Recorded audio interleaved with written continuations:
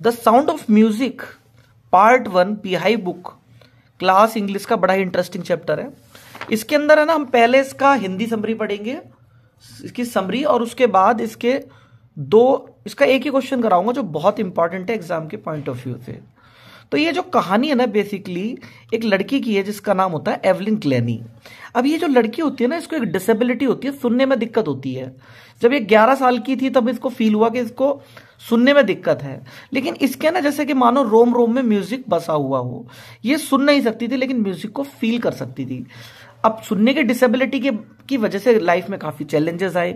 इसके कई बार तो टीचर ही, क्लास के बच्चे डिस्करेज कर देते थे, कभी कभी स्कूल के टीचर ही डिस्करेज कर देते थे, कहते बेटा लाइन चेंज कर दे, तू कुछ और काम कर, ये म्यूजिक भगवान ने तेरे लिए बनाया ही नहीं है, क्योंकि तेरे तो वैसे भी सुनने में दिक्कत होती है।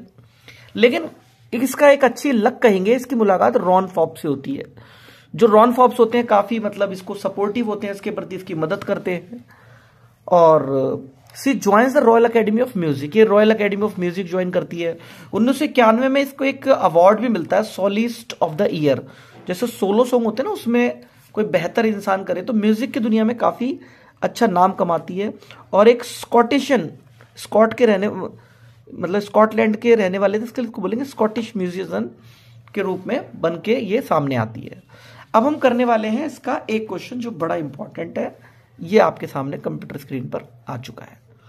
चलिए जी, इसके अंदर कहा गया है पहला question, how does Ron Forbes inspire Evelyn Glennie who has some hearing disability. जो मतलब ये लड़की थी एवलिन ग्लेनी, इसको रॉन फॉप्स ने कैसे इंस्पायर किया, या फिर इसको ऐसे करके भी पूछा जा सकता है कि ये जो लड़की थी इसको किस किस तरह के चैलेंजेस का सामना करना पड़ा, या ऐसे करके भी पूछा जा सकता है कि अपने चैलेंज का सामना इन्होंने किस प्रकार किया। तो क्वेश्चन को अलग अलग तरीके से पूछ लिया जाता है। तो बिना देर किए हुए एक बार इसके देखते हैं, एक बार इसके आंसर को, ठीक है। This chapter tells about a Scottish musician Evelyn Glenny. ये चैप्टर जो है एक स्कॉटिश म्यूजिशियन जिसका नाम एवलिन ग्लेनी, उनके बारे में बताता है। Who has some hearing disability, जिनको कुछ हियरिंग डिसेबिलिटी थी, but she relation to the music without actually hearing it. लेकिन वो म्यूजिक को सुन सकती थी बिना उसको सुने, यानी कि फील कर सकती थी, कहने का भाव। This story gives a lot of inspiration to the physically disabled person who accept their disability as a curse. ये ना उन सभी जो लोगों को डिसेबिलिटी की प्रॉब्लम है, कोई विकलांगता है, उनको काफी इंस्पिरेशन देती है।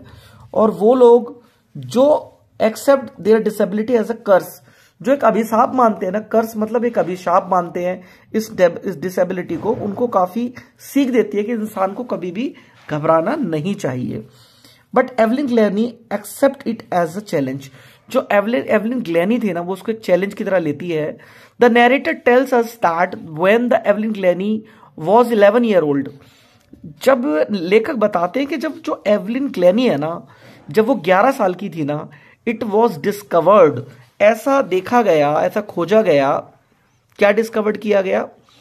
हाँ, तो यहां से देखेंगे, when Evelyn Glenny was 11 year old, जब वो 11 साल की थी ना, इट वाज डिस्कवर्ड, ऐसा देखा गया, दैट की she had lost her hearing disability. उसको ना हियरिंग एबिलिटी जो थी वो उसकी खो गई थी। She wanted to pursue her career in music but her teacher discourage her. वो अपनी जिंदगी को परस्यू हर करियर, वो अपना परस्यू हर करियर मतलब अपनी करियर को बनाना चाहती थी इन म्यूजिक की लाइन में।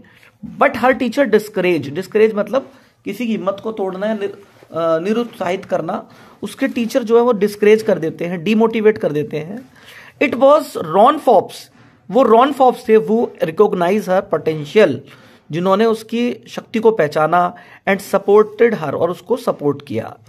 ही advise her to feel the music slowly and gradually. उन्होंने सलाह दी कि म्यूजिक को धीरे धीरे, स्लोली एंड ग्रेजुअली मतलब धीरे धीरे फील करे।